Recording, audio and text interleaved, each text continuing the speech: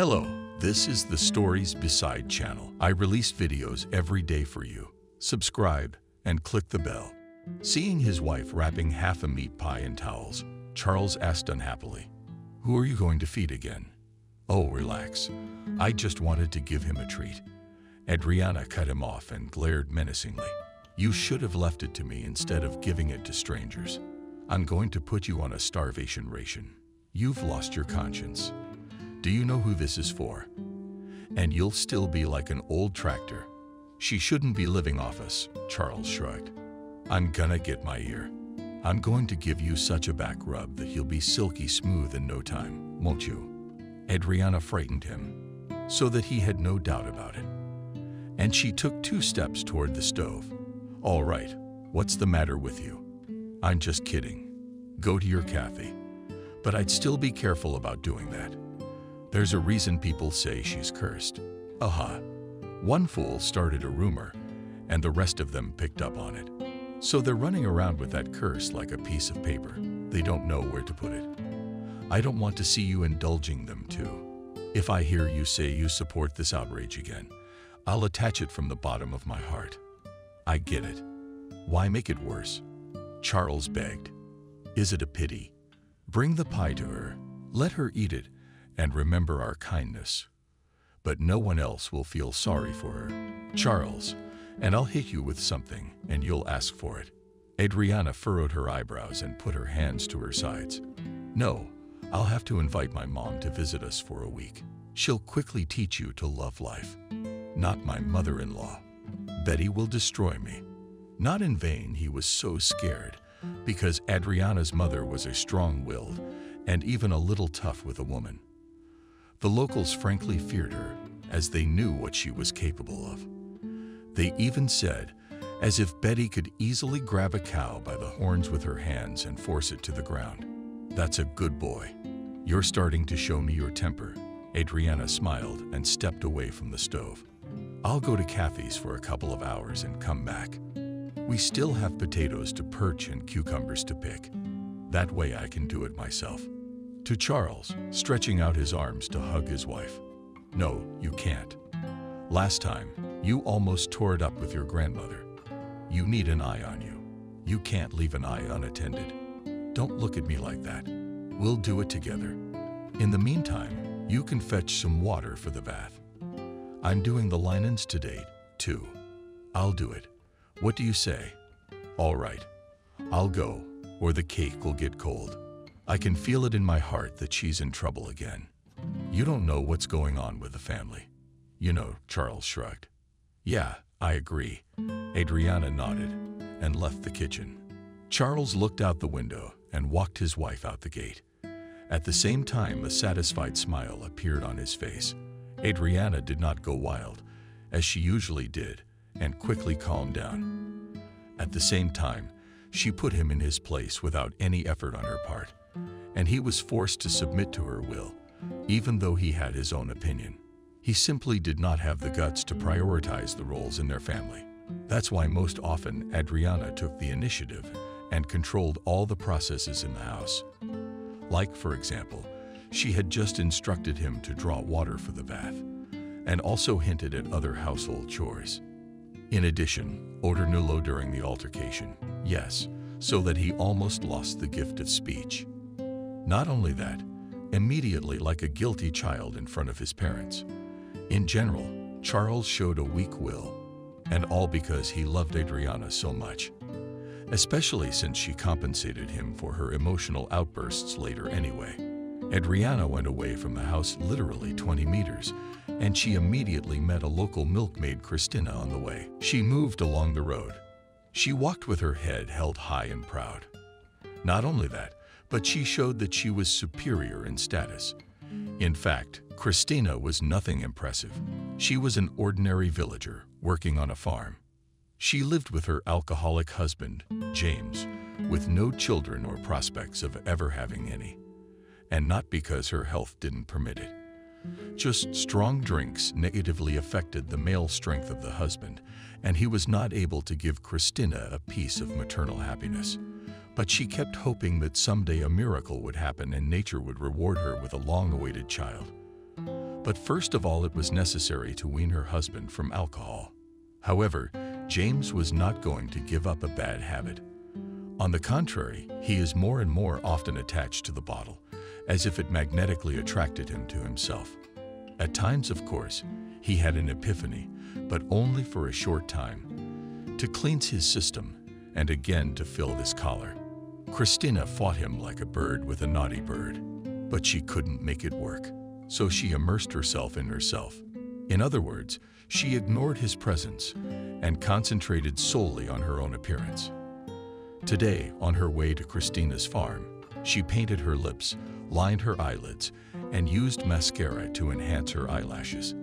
It's as if you're not going to work, but to a cafe or a restaurant to have fun. Adriana sighed heavily when she saw her waiting face and said hello for the sake of decorum. "Good morning, Christina." "Hello, Adriana." "Overhead," she replied. "You're in a hurry to get to your cows." "Of course, I have nothing else to worry about." "In a way, yes," Adriana asked with a furrowed brow.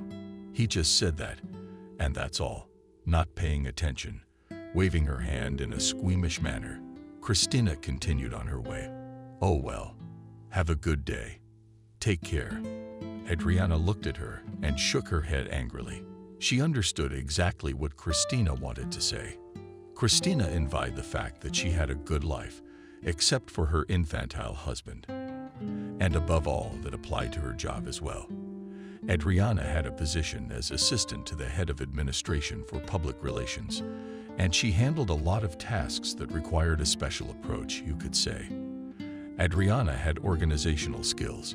A prime example was her own family. Her husband almost unquestioningly carried out all the errands and tried to keep a balance of equilibrium so that there was harmony between them.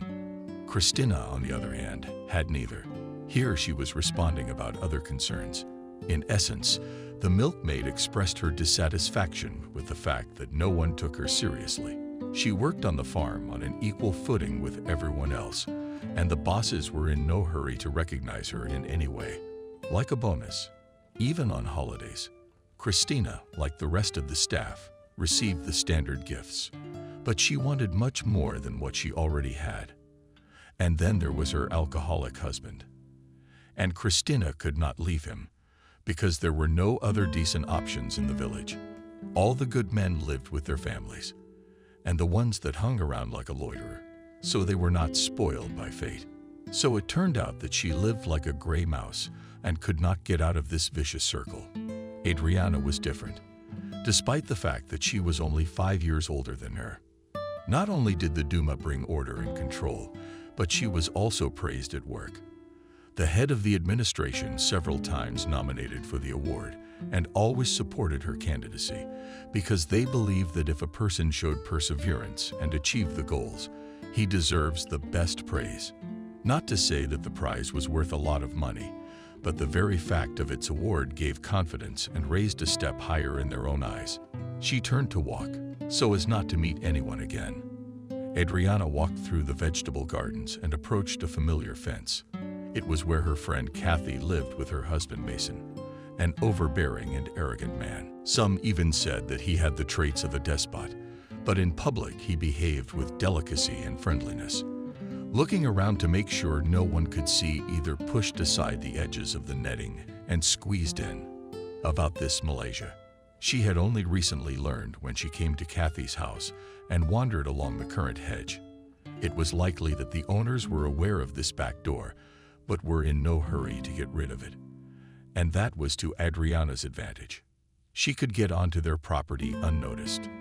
And given the way Kathy was viewed by a certain part of the population, the data was important. However, it was not wise to rely on it all the time.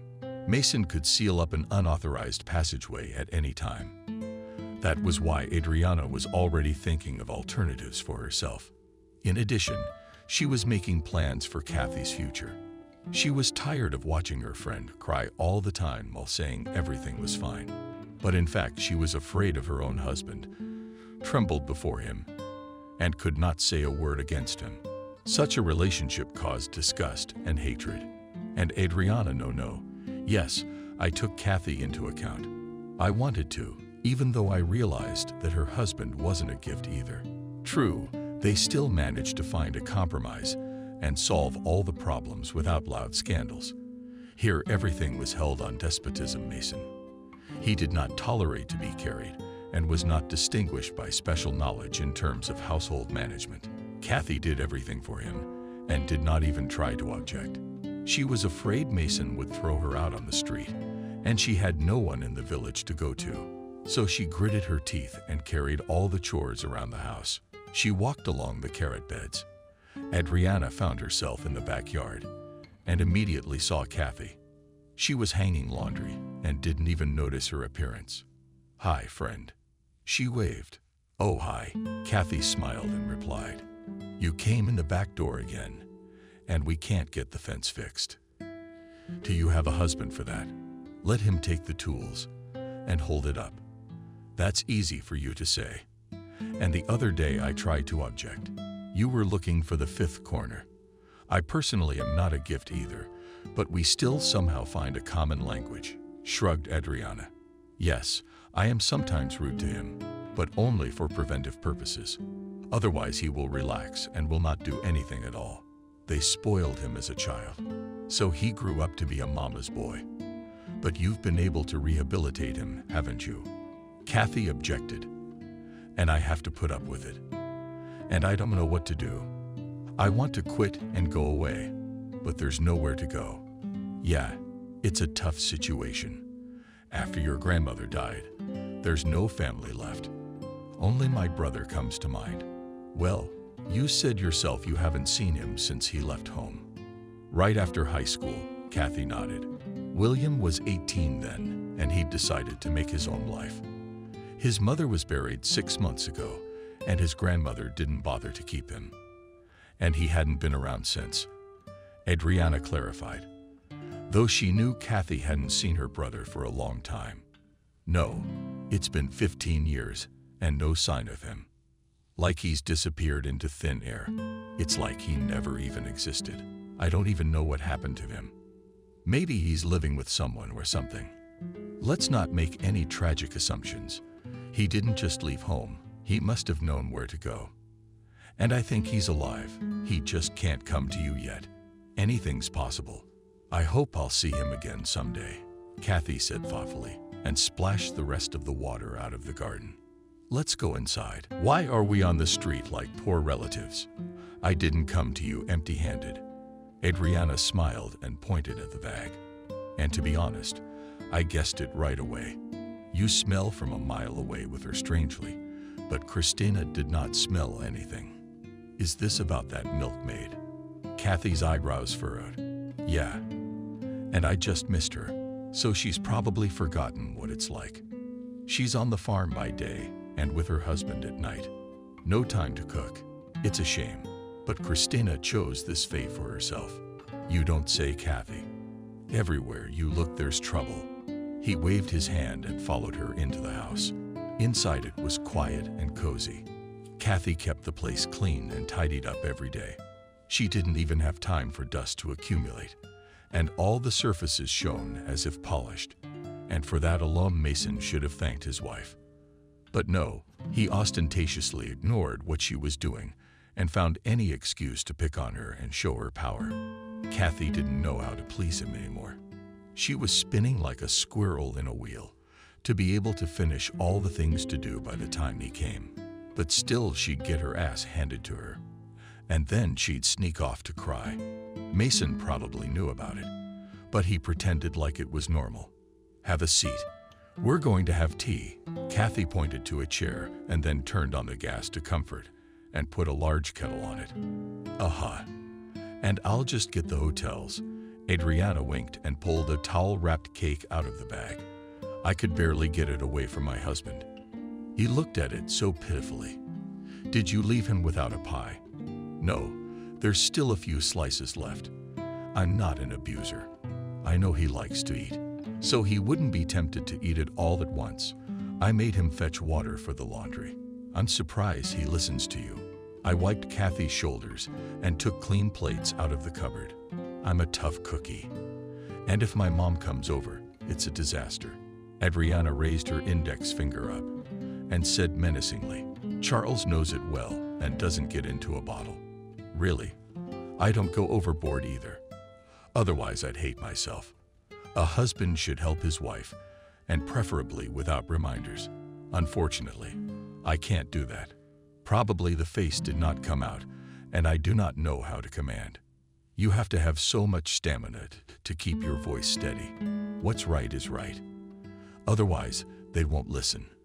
But you're not desperate. You and me, we'll figure something out." "What do you mean?"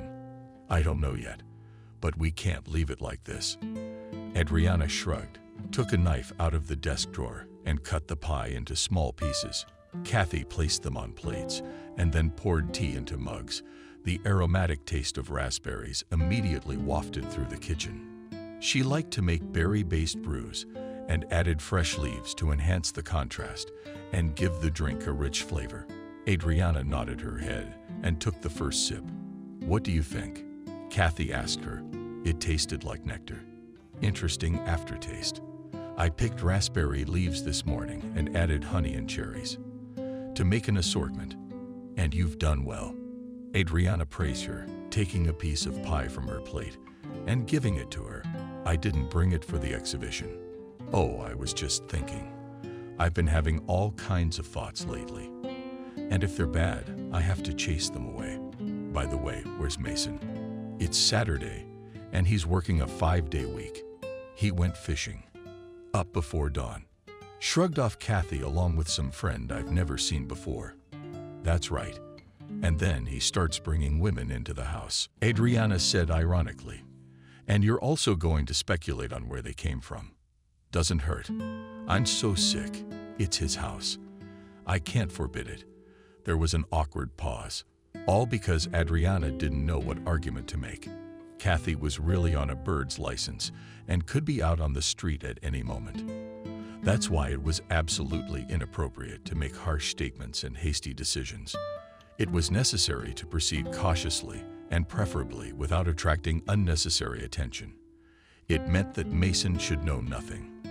After all, there was no telling how he would react to either frowning his brow and staring at a single point on the opposite wall. At this point, she was overcome with doubts about whether to suggest Kathy leave her husband or continue to be morally supportive. Both options required concrete steps and effort, and it wasn't a given that Kathy's life would improve markedly afterward. At least Adriana did not have a clear vision of her future either. She could not yet imagine her friend outside the walls of this house, especially since there were no prospects of living elsewhere. Mason seemed to have calculated everything in advance and manipulated his wife. But there was a limit to everything, and soon it came, and in the most unexpected way. And immediately after that, Kathy's further existence changed fundamentally. She stopped being afraid of the unknown and made what was a turning point in her fate. In addition, she threw off the hateful shackles that prevented her from breathing freely, and all these events happened with the help of Adriana.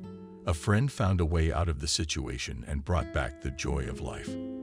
Together, they still had a hard road ahead of them, but the first steps in that direction had been taken.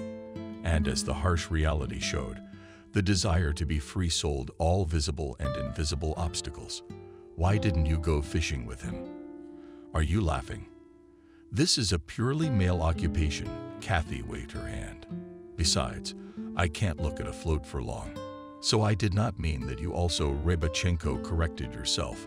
"Adriana, you could have just gone and had a vacation. I could have made them some soup too. That's the point." "No, Mason will never agree to that. He doesn't think women should be in the company of men." "Uh-huh. And he's allowed around women." "Oh, really? Everyone's equal at work. I hang out with men at the bakery too, and Mason doesn't resent it." "That's because everybody knows him. That's why they don't get under your skirt," Adriana replied snidely. "And if you were somebody else's wife, you'd hardly be able to fight them off.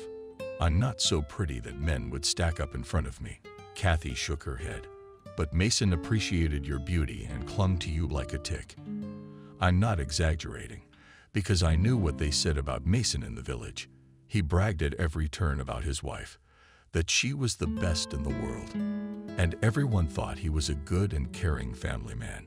And the fact that they still hadn't been able to have kids, it didn't bother anyone at all. All in good time. That's how they reasoned. In fact, Kathy could have gotten pregnant and had a baby a long time ago. But she'd had 2 miscarriages in the last year and a half. And Mason told everyone it was hereditary, like her mom was a cuckoo. And now she was forced to suffer the vicissitudes of fate. In fact, he convinced his acquaintances and those who knew him well that Kathy was incapable of childbirth. Fate had punished her for her mother's mistakes and denied them the opportunity to be loving parents. And what was interesting was that Mason had a calm demeanor about it. He didn't seem to be particularly upset by the prospect, and he was willing to live without children as long as he was near Kathy. But that was just a screen. Mason thus covered up his own despotism while remaining a decent man in the eyes of the people around him. And he was not at all concerned that the truth might sooner or later come to the surface. It was as if he had backups for all sorts of cases. With them, Mason felt more confident and was not afraid that there would be some unforeseen event. But as you know, no one has ever been able to insure against everything. And any mistakes sometimes cost a whole life. "I've gotten used to it," Kathy replied abruptly, though it was obvious that she had a hard time with these words. "You shouldn't, friend. You can't dislike yourself like that." Adriana shook her head. "If you're always in his way, you'll end up with no past and no future at all. I don't look back. I have nothing to brag about. And I won't be sorry if it disappears into oblivion. As for the future, I don't think I can change anything. That's what you think. You just have to make up your mind and not be afraid. By the way, how long is Mason going fishing? He won't be back until tomorrow, I take it." "I'm not sure," Kathy said. "They're supposed to have an important meeting there, so he'll be gone for at least a day or 2. "That's just great," Adriana exclaimed. "What do you mean? We can go to our club to dance and have some fun. You're just sitting at home alone." "No, I can't. Mason will scold me. Somebody he knows will see me and report me. He'll come and make a scene. And I'm so tired of all this nervousness." "Oh, come on, girl. You've let yourself go. You should get out of the house once in a while." "I go to work and I have enough," objected Kathy, as if it was a big event for her to get to the bakery and back. "Don't make my knees laugh." Adriana shook her head. "It's only a 10-minute walk. You can't breathe the air in that time, and you can't breathe the air. All right, I'll give you that, but only for an hour at most. And mind you, I won't dance with anyone there. You don't have to. We can dance without a man. I'm not going to give myself a thrill either. Then why go there at all? It's just for the mood, to keep the sad thoughts out of my head.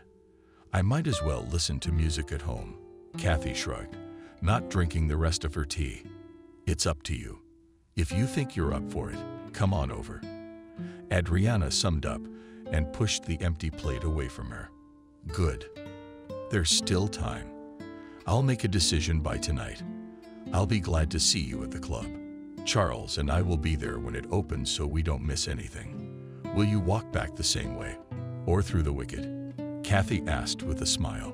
"Through the gardens, so that no one would follow me," Adriana said with irony in her voice. "All right, come on, I'll walk you out." Adriana got up from the table and headed for the exit. Kathy threw her handkerchief over her head and followed her out of the house. They were almost down the stairs when they heard the chirping of birds. She shuddered with surprise. Adriana stopped and listened. It seemed to her that someone came to the wicket. For about a minute she tried to pick up any sounds, but nothing else came from there but birdsong. She breathed out a sigh of relief. She looked at Kathy and whispered, "I'm getting a little paranoid. I've got to stop with this conspiracy thing." "I think so too."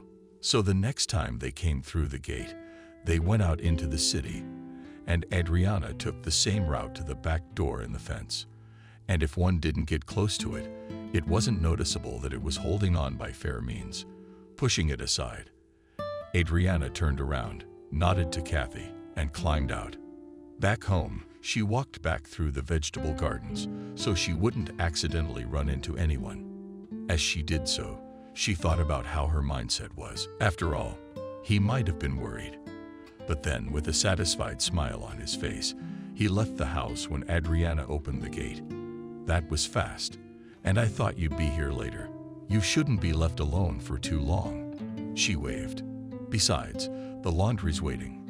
Potatoes, cucumbers. I have to get everything done by tonight." He's disappearing again. Charles' eyebrows furrowed, and the smile immediately fell off his face. "Let's go out together. And not just anywhere, but to the dance." "Oh, great. I love it in India. By the way, I've cleaned up the house so I can do laundry and other things." "Good for you. That's why I love you, because you're so smart." Adriana clung to her husband and kissed him gently on the lips. This display of affection showed that the harmony between them was still intact, and no strict rules could affect them. Even demanding with them did not discourage the desire to love each other. In other words, everything must be in moderation, without skewing in any direction, and they managed to balance on a certain line, beyond which they never went. Adriana knew what not to do in a family relationship under any circumstances, and she kept herself in line, even if there were reasons to take drastic action. The same was true of Charles. He also did not test her patience and tried to level all sharp points. From their family, they differed in that they did not humiliate each other and did not try to put themselves at the head of the line. True, Adriana puts much more effort to make the house comfortable and cozy, but at the same time, she did not get back at her husband and did not chase him around every corner and did not forbid him to do what he liked, but asked that it did not go beyond the bounds of decency. "I'm wearing a new suit tonight. How do I surround myself in the dance?" Charles smiled, and again he hugged his wife tightly. "Let me go, or you'll strangle her." She jumped out of his embrace and added, "I didn't tell you the main thing about the club. Maybe Kathy's coming. Did you invite her, or was she just going to go?" Of course, she'd never dare to go to the club alone again. She's got a strict ban on that now. She's on a fishing vacation. "You mean Mason, don't you?" clarified Charles, as if he didn't realize who he was talking about. "Yeah, well, she doesn't have any other inhibitions besides him." Shook her head, and now she doesn't know how he feels about it. "You know, like an owl watches his wife, and it is worth any man to look in her direction," as immediately scowls his eyebrows and glares, but cannot do anything. "Yeah, maybe. Especially since I'd never seen him in a fight," Charles shrugged. "Never had a chance to get into a fight with him. And the other men say he tries to avoid direct involvement in reading. If there's a way to settle it with words, why not?" Adriana offered her version. "That's the thing. Mason rarely even gets into altercations. He probably has his own way of dealing with things. And you, of course, know nothing about it." "No, darling. I don't go into such details." Charles shook his head. "I don't need them, especially since Mason and I seldom talk to each other. Only if we meet on the street somewhere." "Come on, I was just asking," she said, waving her hand and laughing loudly. "Are you sure Kathy won't regret it? I told her if she wanted to come, she could come." "And what did she say?" "She said she'd work something out before tonight." "I see. Perhaps she won't come." Leaving her husband to ponder, Adriana went to the bathhouse to start the laundry. Time-wise, she still had time before going to the club, but it was necessary to decide something about clothes and first of all to choose an appropriate outfit. Charles suggested a blue silk dress with a belt and original pleats on the sides. Adriana looked at the other options and finally chose the silk dress that her husband had suggested, especially since she hoped not only to dance, but also to create an aura of admiring female gazes around her. Charles calculated his chances and tried on the suit he was talking about, and it turned out that they complemented each other perfectly. From the outside, it looked as if they hadn't just returned from the registry office. Adriana twirled in front of the mirror and said quite loudly, "I am such a stunning woman." "You are." Charles nodded. "Do you really think so? Or are you here?" She asked him flirtatiously. "My thoughts are all about how great you look." "All right then, I'll take your word for it. But look, if anything goes wrong, I'll leave you there alone." "What about Kathy?" Charles made a joke. "You'll dance with her." In the head, Adriana replied and pretended to be offended. "I'm sorry, it was a bad joke. I figured it was. So you can relax. Let's get the laundry hung up so it's dry before dark." In half an hour, they had scattered all the clothes from the laundry on the ropes. Adriana looked around at the result and nodded contentedly. "I had recently bought a new powder and decided to test its effectiveness, and it turned out that it justified itself 100%. At the same time, it did not take much for one wash. In general, it was concluded that it is suitable for further use." "It smells fresh," Charles said. "Yes, just what I needed." Adriana nodded her head. "This is the only detergent I'll use from now on. I don't have to add conditioner. Though I guess I can't do without it anyway." It was still 4 o'clock till evening, and during this time I had to do the rest of the things. After a little warm-up in the vegetable garden, they decided to prepare dinner in advance so that they wouldn't have to go to bed on an empty stomach. Charles helped a lot with the cooking, and Adriana did the rest. Working together in the kitchen had a positive effect on the general mood. They even mentally imagined how they would twirl to the rhythm of the dance. At the same time, Kathy's appearance at the club was still questionable. She did not really answer whether she would come or not, and so the couple could only guess. But they still had a faint hope that fear of her husband would not make her stay at home. In any case, Adriana and Charles expected to spend the evening together, but they had no idea how it would turn out.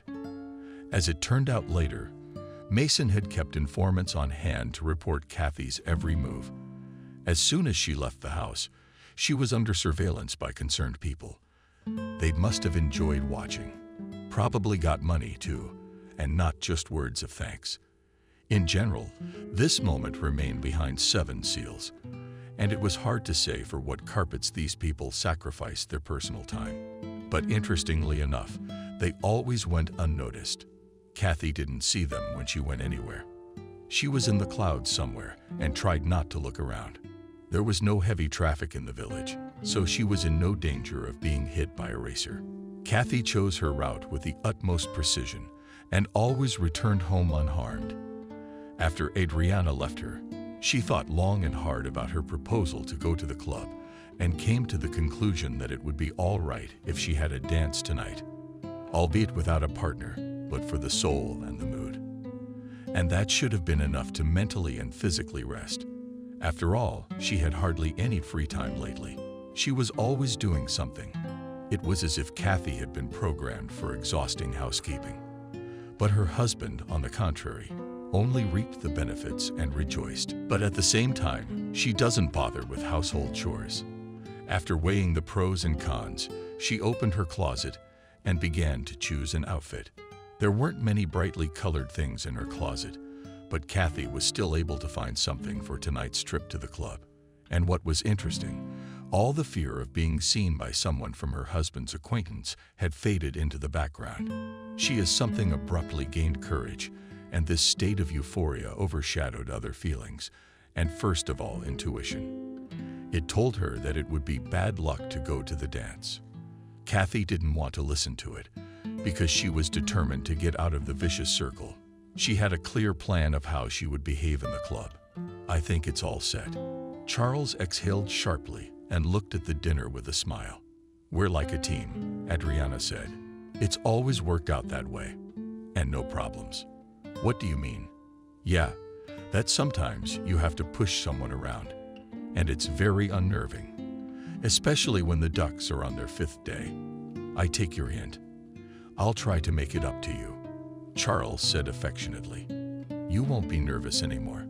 I promise. Would you like a snack for the road?" "No, I'm the one who shakes once, and then I'm done." Don't go on with the wrinkles, Adriana. I remembered your last birthday when you ate too much and drank too much. Well, I was overjoyed. Darling, it was my anniversary after all. Charles made a pitiful face. Exactly. And then it felt like I was the one who got the big surprise.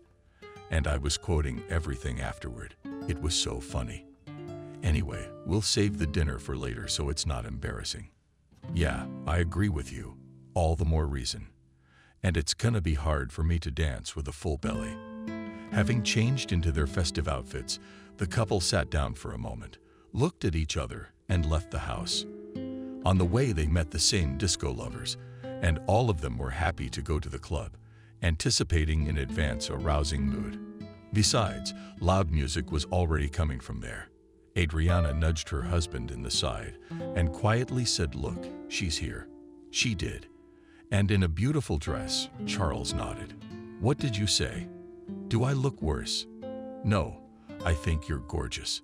And I'm sorry for judging Kathy's dress." "Come on, calm down. I'm not mad." Adriana smiled and waved her hand at her friend Kathy. "It really looks beautiful, especially since I'm not jealous of you." "Thank you for that. I was about to fall through the ground." Charles sighed heavily and wiped the droplets of sweat from his forehead. It was obvious that he had taken his wife's displeasure seriously, but she let him know in time that she was not angry, and in general that it was a joke, aimed at watching his reaction. At any rate, that's exactly what it looked like. It was in doing so that it didn't cross a dangerous line, after which there would definitely be no turning back. Kathy waved in response as well, and with a smile on her face, she headed in their direction. She was outright glowing with happiness, as if she was here for the first time.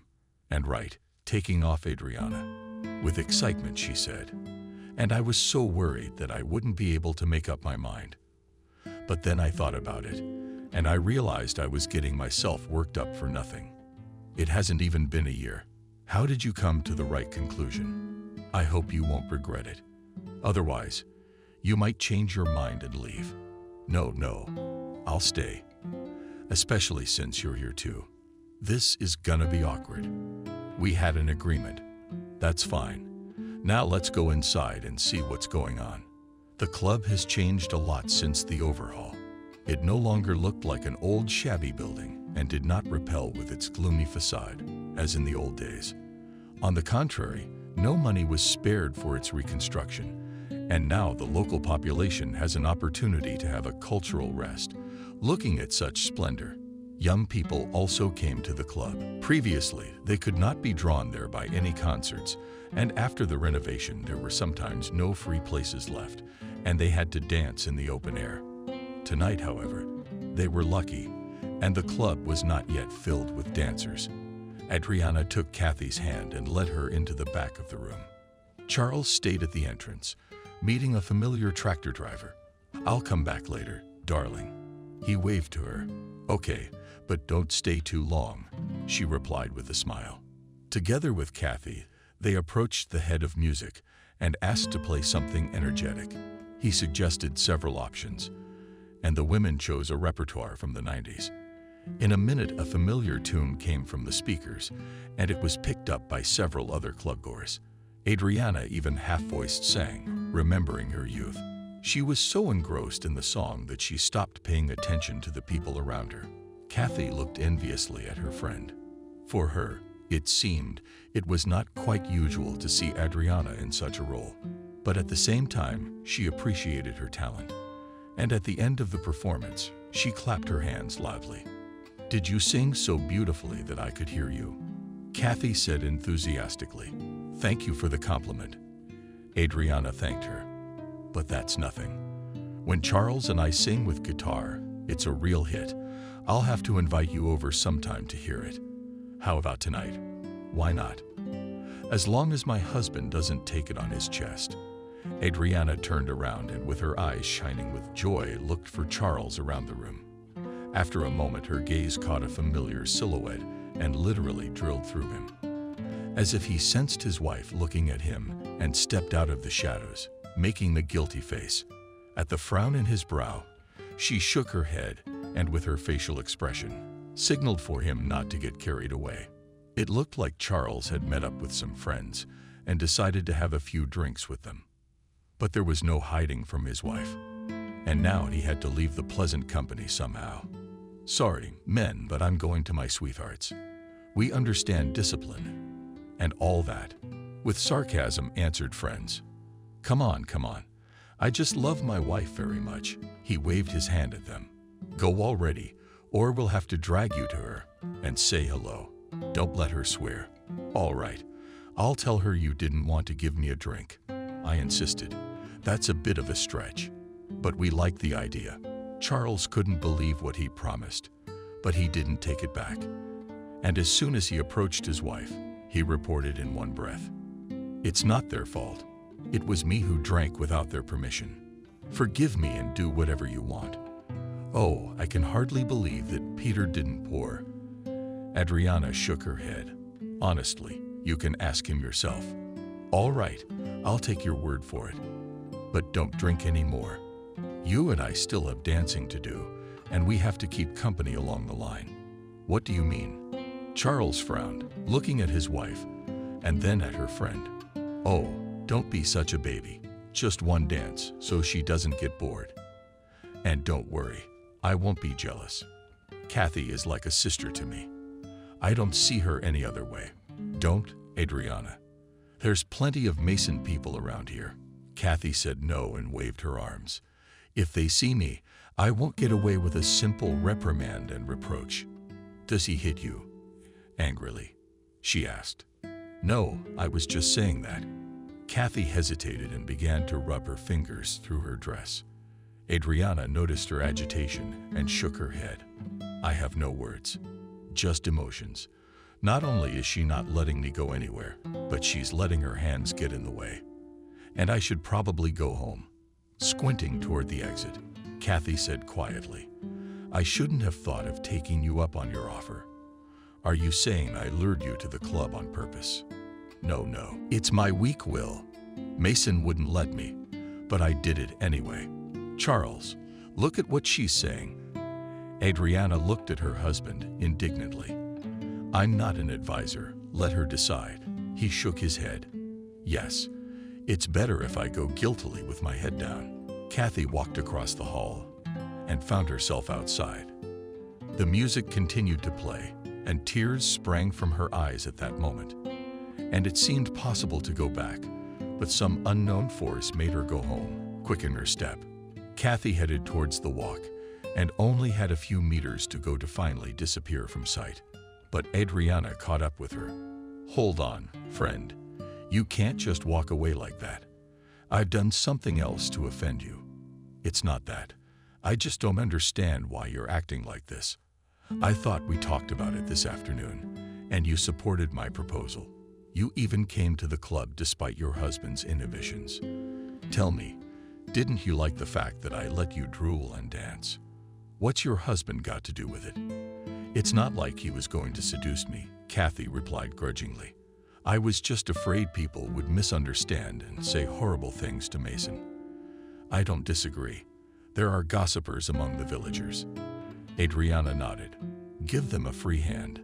They'll work it out. And then you'll have to prove you're not a camel.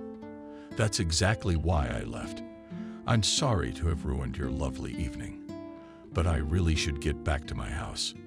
"Okay, I get it. I won't keep you. If you need anything, you know my number. Call me anytime." And that was the end of it. And in a few seconds, Kathy disappeared around the corner.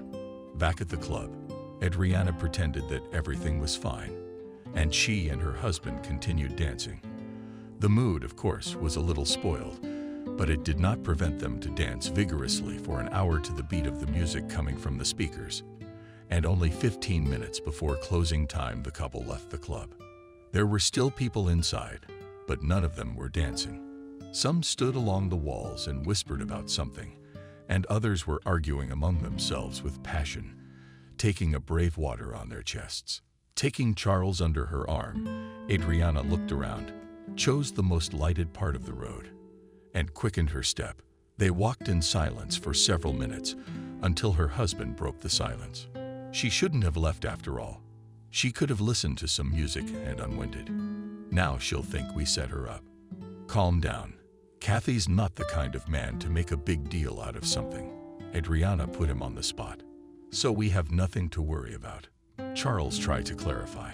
If you mean that Kathy will get angry and hate us, then nothing like that will happen.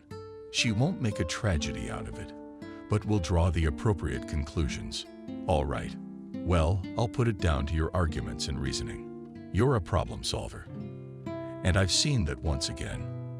And you are good at compliments. Adriana praised him. Keep it up. And who knows, maybe the day is not far off when I will be the calmest and kindest wife in the world. After this praise, Charles blossomed and walked the rest of the way home with his wife in his arms. She didn't mind. And he felt a thrill of delight and begged with pleasure. That's what the right and appropriate words meant. They warmed the soul and caused a response in the form of positive emotions. Once home, the couple did not even have dinner. Going to the club took almost all their strength. They only managed to change clothes, straighten the bed, and go to bed. Charles was asleep in about 15 minutes. Adriana couldn't sleep for another hour.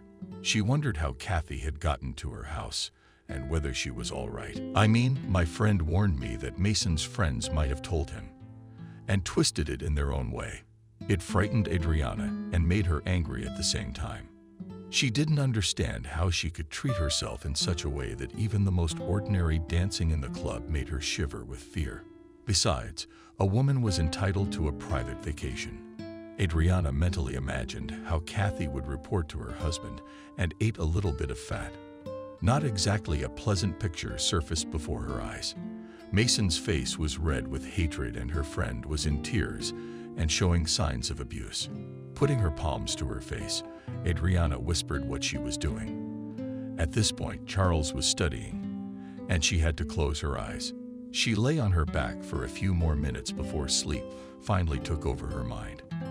However, thoughts of the showdown between Mason and Kathy transformed into a restless night.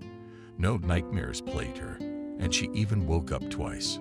Fortunately, her husband didn't see it, or else he would have tortured her with questions and then would have forbidden to communicate with Kathy at all. The anxiety only receded with the dawn. But by then, Adriana didn't want to sleep. She just lay on the bed and stared at the ceiling. The thought that Kathy would be in trouble because of her was like a thorn in her side. But at the same time, she didn't have a clear plan yet. How to help her friend. And that made it even more depressing. Adriana felt like a helpless child who had been locked in a closet and the lights turned off. Turning to face her husband, she kissed him on the cheek. Charles, however, did not even turn his head. It was as if his sense of smell and touch were temporarily shut off. As for Kathy herself, after leaving Adriana, she walked briskly to the house and locked herself in. It was as if she was afraid that right now Mason would burst in and punish her. But that didn't happen. And she was perfectly safe until morning. But at the first rooster crowing, trouble crept up on her in the form of an angry husband. The sound sleep was disturbed by a clang. Opening his lock on the wicket gate, Kathy jumped out of bed and went to the window. In the yard, she saw her red-faced husband and realized without further ado that everything had been reported to him.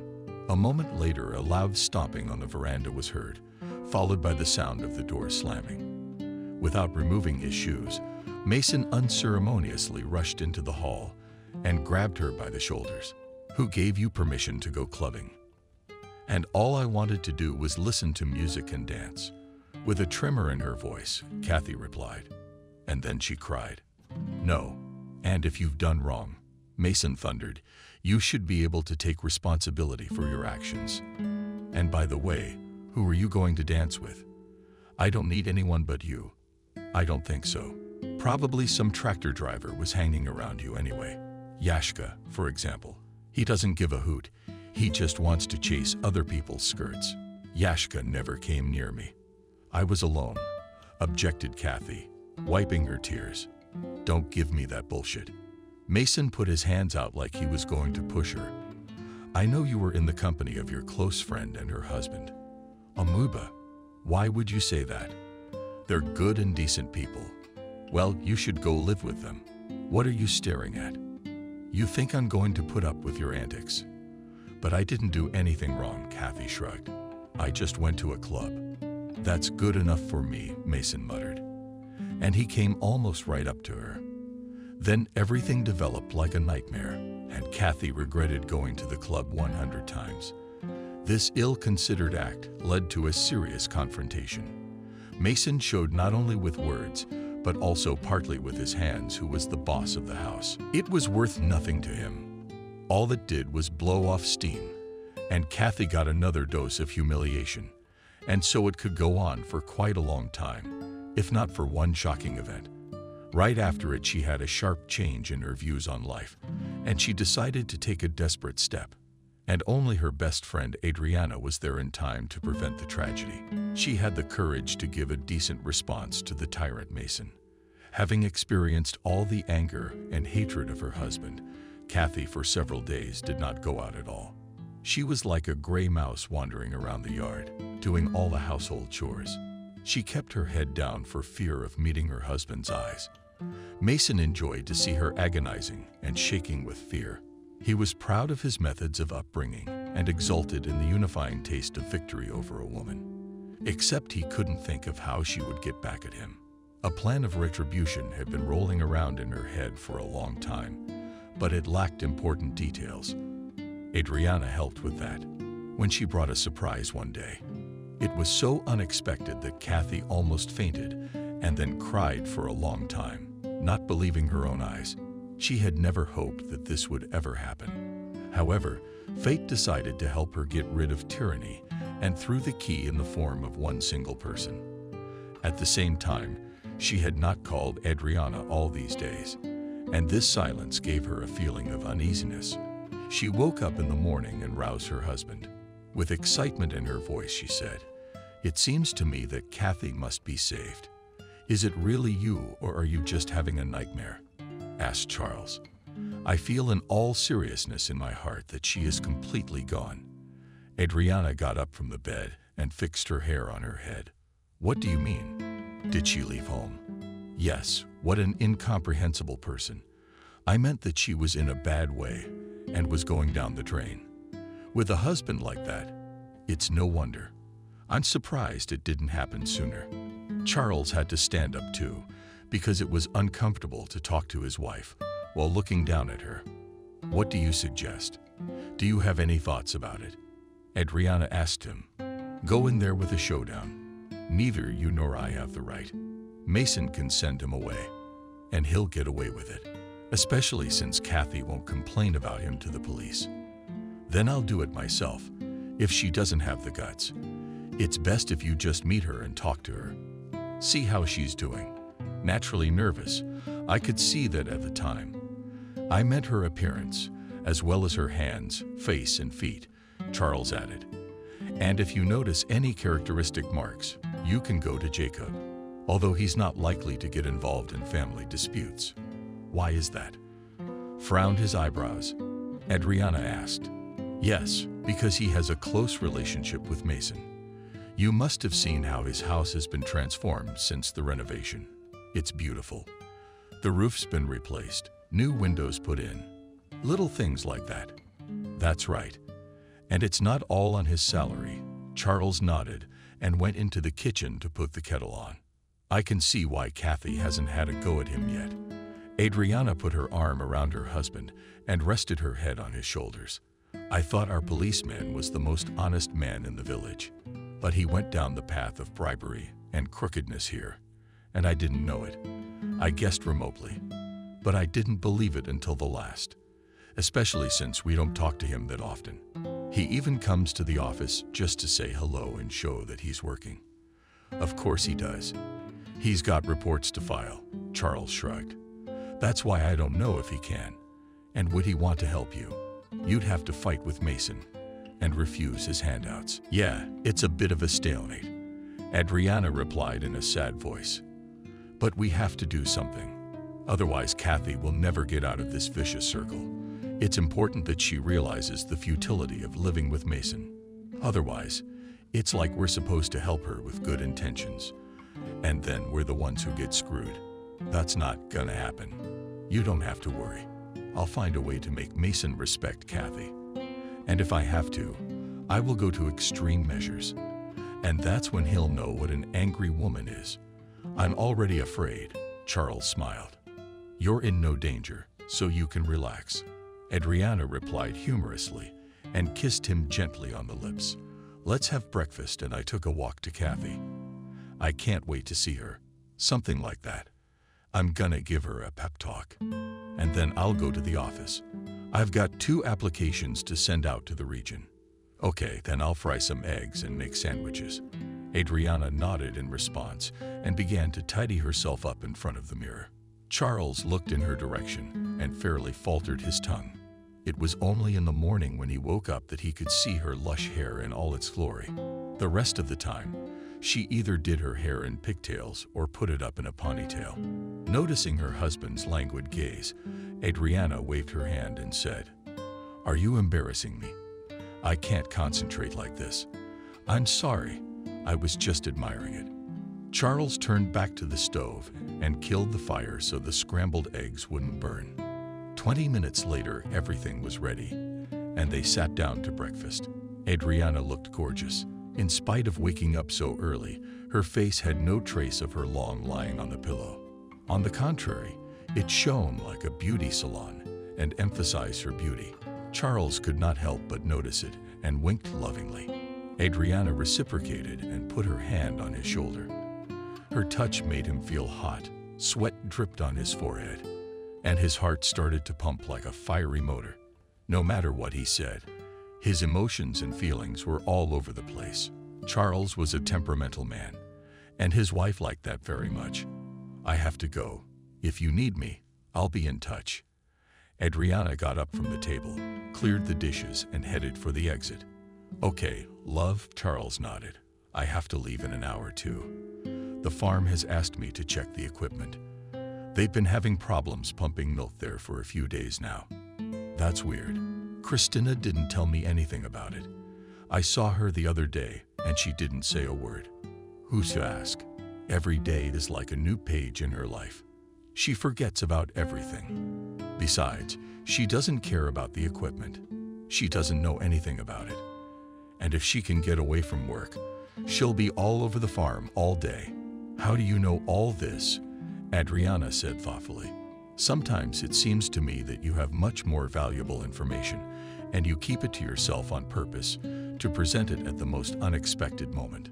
"Maybe. And I don't deny it," Charles agreed. "But you still know everything that happens in our village. Nothing and no one gets past you. You're bound to notice.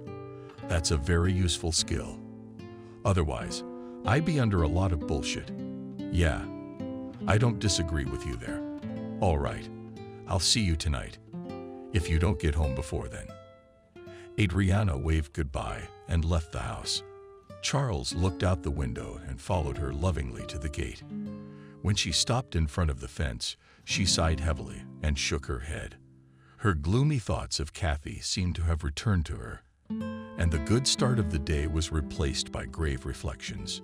Turning down the walk, she reached the end of the street and found herself in front of the village store, remembering what she wanted to buy. She walked briskly inside and faced her friend head-on. Kathy carried a black bag in her hand. She lowered her head low. Adriana blocked her path and said hello softly. "I haven't called in a while." "You're all right." "Hi, Viola," Kathy answered. "I just forgot. I had a lot on my plate. It's just been swirling around." "Wow. I never used to complain about memory problems. I still don't." "Yeah, I get it. My words turned out to be nothing to you." Adriana shook her head. "What makes you think that?" Kathy didn't hold back and raised her voice, raising her head and looking her straight in the face. Adriana flinched at what she saw. Her friend had circles under her eyes and with a yellow tint to them, and that told her that they had been fisted. Not violently, but it was still there. In addition, Kathy's face showed the loss of tears, as if she'd been sobbing all night, maybe for days. "I can't believe my eyes. This is just some kind of horror. Does he really have a heart of stone? I don't want to discuss my husband, and let's forget about what happened. It's better for everyone. Like my grandmother used to say, you know less, you sleep better. She was right, but in your case, you can't keep silent. Adriana shook her head. What are you going to do? With concern in your voice, asked Kathy. Our police officer has been informed about it. But don't bring Jacob into this. He's got enough on his plate without me. And if you really want to help, just calm down and don't go anywhere. Are you serious? Yeah, absolutely. And I have nothing to complain about. It seemed that Mason had not only proven himself to be the boss of the house, but had also brainwashed his wife. Kathy was acting like she'd been hypnotized. Perhaps she'd made herself believe that she and her husband were completely idyllic, but it wasn't, and the faint bruises under her eyes were proof of that. Adriana looked at her and did not understand what could have happened to her friend. What had made her so docile? Had Mason used some special methods of influence? She didn't have an answer to that question yet, but inside she was seething with anger. Adriana had tried to go with Kathy to her house and beat her up, but at the last minute she refused and stepped under her arm. Okay, I won't keep you. I thought you were in a hurry. Yeah, I have to get home right away. And Mason's coming over for dinner, and I haven't cooked anything yet. As she left the store, Kathy lowered her head again, quickened her step, and within a minute was turning into the prologue. Adriana gave her a hard look, then went to the clerk and asked for a bottle of juice. She arrived at the office before the meeting started and prepared for it by checking the reports. The head of the administration gave her the first word, and Adriana read out the important information. The other officials responsible for various aspects of life in the village spoke immediately after her. All in all, the usual routine of village administration was going on, and nothing extraordinary was expected. But it was after the meeting that Adriana ran into Mason in the corridor. He was walking towards her with his head held high, and to knock the gold dust off him, she grabbed the collar of his shirt and asked menacingly, "What on earth do you think you're doing? I don't understand what you're talking about." Mason replied calmly, turning on the fool. "I'll explain. Only on the street they will see how a woman pressed you against the wall, and then they will laugh. So be it. Maybe she's in love. Yeah, sure. That's all I need." Adriana pushed Mason toward the exit, and once they were on the porch, she asked again, "Who gave you permission to hit and humiliate a woman? I never laid a finger on you. All you can do is look at me and nail me to the ground." "That's right, and I'll have no trouble dealing with you," Adriana threatened him. "Don't scare me. I'm not the last man in this village," Mason said proudly. "And if they find out who is, I don't think you'll even know what hit you. And don't try to hide behind your connections. They won't help you." "You think so? Maybe I got a trump card. You have nothing but your worthless soul on the sea of eyebrows and flashing eyes," replied Adriana. "If you've decided to stick up for Kathy, you're trying in vain." Mason blurted out, "I've decided what I'm going to do with her. And if you're going to be a nuisance, I'll tell your infantile husband how to make his wife obey. He and I don't have a problem with that. But you're right to point out that I don't try hard enough." "In what way?" "That's what I mean. Don't thank me." I hit him below the waist with my knee. He almost fell to the ground, but she grabbed him by the collar and put him on the bench. "Breathe a little. You can't be nervous now, can you? Well, you don't have to go on. And by the way, and I'll convey your intentions to my husband and see what he says to that." "I was kidding. Sorry about rereading Mason. It's too late for that." Adriana waved him off and walked back into the office. Mason remained seated on the bench, nervously pressing his hand against the spot where the blow had struck. He hadn't expected her to charge between his legs, but now he no longer had any doubts about her physical strength, and what people had said about her stern and fiery temper was true. Adriana could really give any man in the village a head start. Her father had taught her that, having once led a self-defense section at the local school. Noah taught the younger generation to stand up for themselves.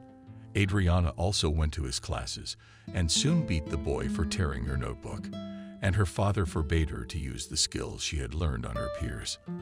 Not only that, refused further visits to the sections. But this did not prevent Adriana from continuing to practice Sambo.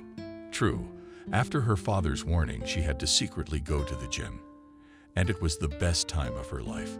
She was happy about her own successes, and when she performed at the competition and took the second place, her father cried and said that with persistence and perseverance you are like me. And if you do not stop, you will achieve a lot in this life. Exactly 5 years ago, he passed away. He died of a heart attack, but not forever remembered these words, and never stopped trying to achieve her goals. For that she was praised and respected in the administration, and people like Mason also feared her. It all combined to give her the confidence that she was on the right track. Having finished the main business in the office, Adriana was already at home at 3 o'clock. Fortunately, her husband had returned by then. He had put off the equipment at the firm and received a good bonus for it, not putting it aside and not holding anything back. She told him about the incident that had occurred with Mason. The latter listened attentively and said angrily, "You were wrong to get involved, of course, but thanks for the warning. I'll take it into account, and I'll talk to him sometime without prying eyes." While you're thinking about it, Kathy might get hurt even more, Adriana objected. "All right, I'll go to him right now and find out," Charles suggested. "No, don't. He's had enough of me. I'll tell you what I suggest. We should find her brother and tell him everything." "Where are you gonna find him? You said he left home when he was 18. Those were Kathy's words. I didn't see it myself. Adriana shook her hands. "Exactly. So I don't think you're going to get anywhere." Charles shrugged. "Are you doubting me, or are you scared of Mason? You're going to say that I can stand up for you and me. You just don't see it. I see it all, my love, but it makes it so much easier for me to keep our family safe. I learned to fight in my time, and now I'm not afraid of anyone. What a fighting wife you are, aren't you?" Charles complimented her and hugged her gently. "Thank you. I am pleased to hear that." Adriana nestled against his chest and gave a faint cry. A specific plan. She didn't have a plan for finding William, but she knew someone who might be able to help. They had been in the same class in their younger years and had attended her father's Sambo section together. Liam was considered to be a promising and hopeful student, but in the end he still lost at the competitions. However, this circumstance did not affect his further sports activities, and after a while Liam achieved his goals. He won gold at the regional tournament. Victory among strong and equal opponents inspired him to great achievements. A year later, he was allowed to open his own section. Slowly, it began to gain momentum, and soon it grew to a large sports center. Liam became not just a qualified coach, but also a businessman. And given the specifics of his activity, he quickly gained the necessary connections. He was attracted by people from the criminal world, who needed to keep themselves in shape all the time. And soon Liam began to be invited to visit authoritative personalities. He did not refuse and showed them everything he was capable of. As a result, he was granted permanent protection. Liam no longer worried that his sports center might be shut down. Everyone in town knew who came to see him. Remembering her old high school buddy, Adriana decided to go to him. He was in the kind of circles where William could go. All the more so because she had no other options. However, she did not tell her husband about it, but only said that she would ask her former classmate to help with the search. Meanwhile, Mason had come to his senses and had already thought of a plan to get back at Kathy. She waited for him all day, thinking he'd be here by lunchtime, but he didn't show up until evening, and she knew from his grim face that there was going to be a scandal, but she didn't know why. I mean, Mason could have gotten into an argument out of nowhere, putting a hot dinner and a full shot in front of him. She mistakenly hoped he'd eat and calm down. Instead, Mason threw the plate, and it fell to the floor with a clatter. Wash up. I've got a nerve. My dear Kathy's eyes rounded. It's borscht. You always asked me to make it for dinner. It's not cooked well. It stinks. He went on. You're going to get your way. You're a worthless hostess, and you'll sleep in the bathhouse tonight. What am I being punished for? Kathy sat down on a chair, covered her face with her hands and sobbed. But Mason was not moved by this. He began to call her even more hurtful words. Then he grabbed her by the collar of her blouse and threw her out of the house. As she fell on the steps, she put a hand to her right side and winced in pain. It took her a few minutes to regain consciousness. Fixing her robe on herself, Kathy stood up and, with a considered gait, headed for the bathhouse, closing the door behind her so Mason wouldn't burst in and finish her off. She sat down on the bench and cried again. She had no more hope of escape, and at that moment she said these words. How wrong was I, Adriana, not to have listened to you? And as if through from a distance, her friend heard her pleas, clutched at her heart. She sighed heavily and looked around. There were only a few people on the bus, and none of them paid any attention. But the appearance of Charles could raise a lot of questions. That was why Adriana had chosen public transportation from the village to the city, but she was glad for it. It took her almost an hour to get there before they reached the station, and in order not to waste time, she did not call a cab and went to the sports center. 20 minutes later, they were there and Liam personally came out to greet her. Hi, Adriana. What a surprise you've given me. Hello, Liam. She answered his greeting. To be honest, I didn't expect that I would have to come to you. Life is such a thing that you don't know where you will find and where you will lose. The satisfied smile of my old friend inspired optimism and hope that I would be able to get his support. I'm not just here to grind meat. I've got important business to attend to, and it doesn't wait long. I'm not surprised. No one comes to me out of boredom. Let's go to the office and you can tell me all about it.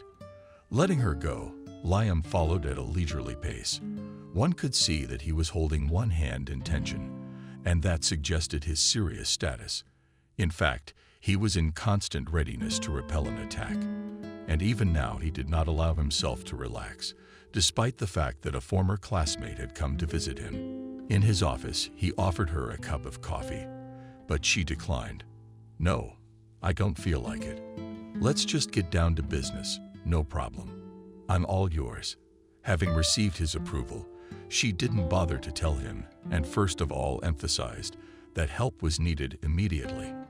Liam listened to her attentively, not missing a single word. It seemed that he felt Kathy's distress and even wept a little. He immediately took a handkerchief out of his pocket and put it to his eyes. I've upset you, cautiously asked Adriana. A little, but it's all emotion, Liam nodded. You can't put them to work, as they say. You said he might have turned to crime, but that's kind of an assumption. And that's what Kathy said. But she doesn't really know anything. Why don't I solve her problems? Come down to your village and give that Mason a good shake.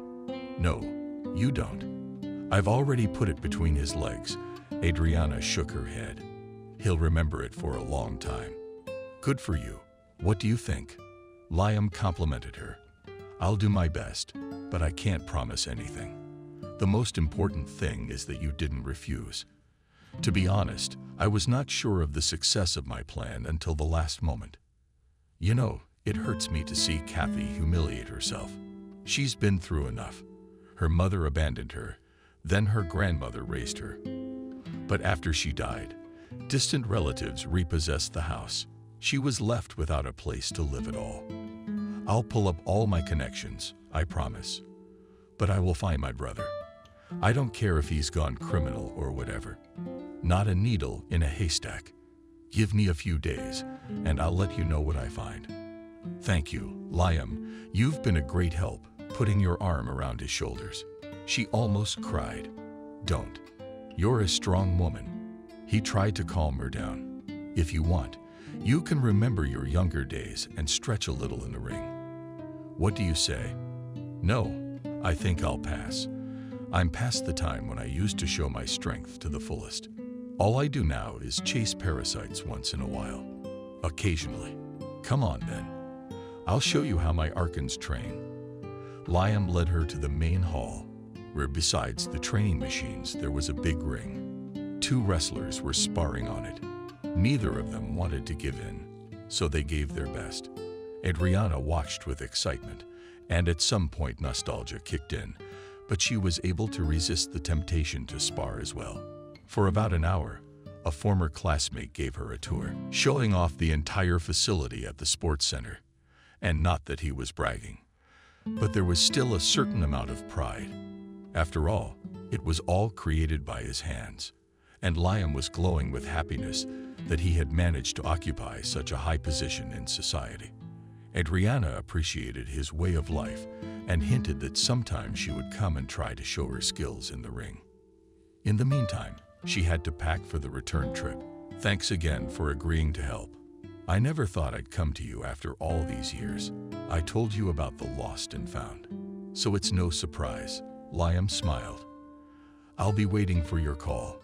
Hopefully William will be found. I shrugged and got in the car.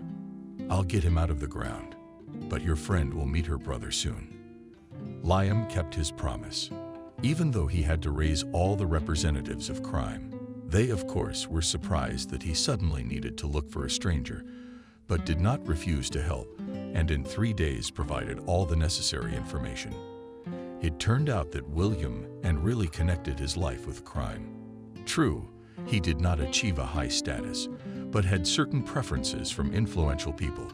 And so when he was informed that his sister was in danger, which he had not remembered since then, William immediately rushed to Liam and asked him to take her to Kathy. He agreed, but on a condition. You will do everything you can to make sure she doesn't suffer anymore. And I realize you had your reasons for leaving home.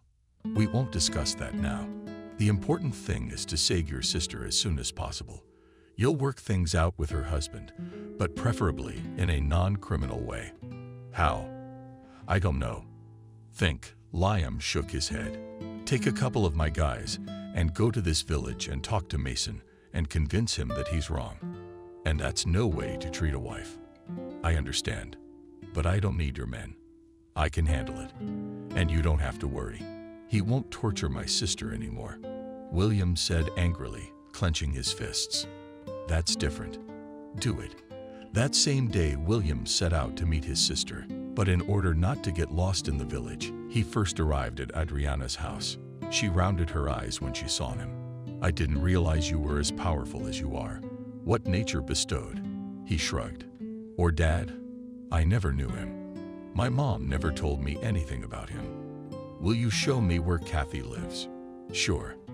That's why Liam found you at my request. Adriana nodded. You should have shown up sooner, shouldn't you?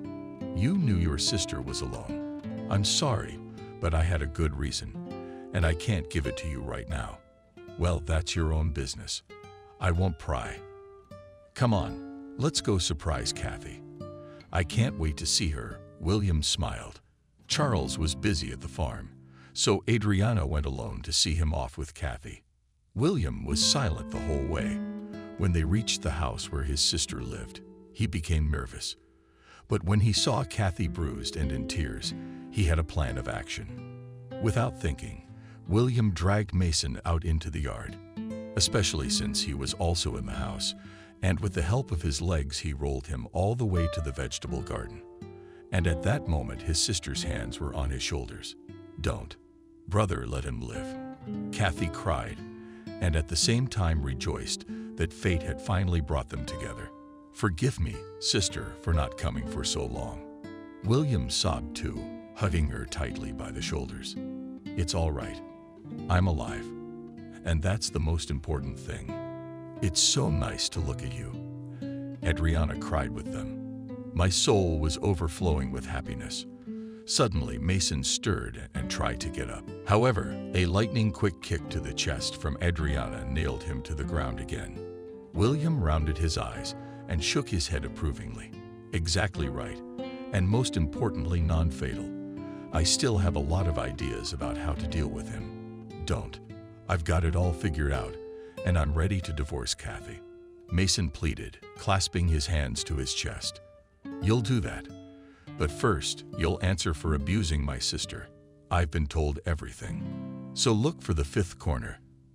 Because I'm gonna hit you gently, but hard. But Kathy convinced her brother not to hurt Mason, and he barely made it out of the village. Miraculously avoiding reprisals, William didn't go after him. He just warned the right people. And the tyrant received a warm welcome in town. What was done to him? It remains a mystery. But a month later, Kathy got a divorce. Besides, Mason put his house on the market for a ridiculous price, and William bought it.